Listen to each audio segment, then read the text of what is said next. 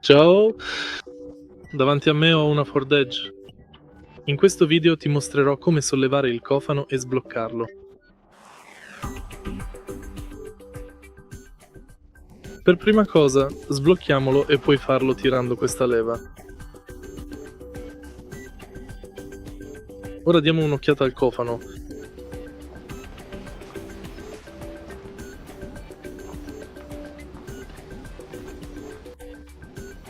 Adesso, in questo momento, dobbiamo cercare attentamente la nostra leva, quella che si trova proprio qui, in questa posizione specifica.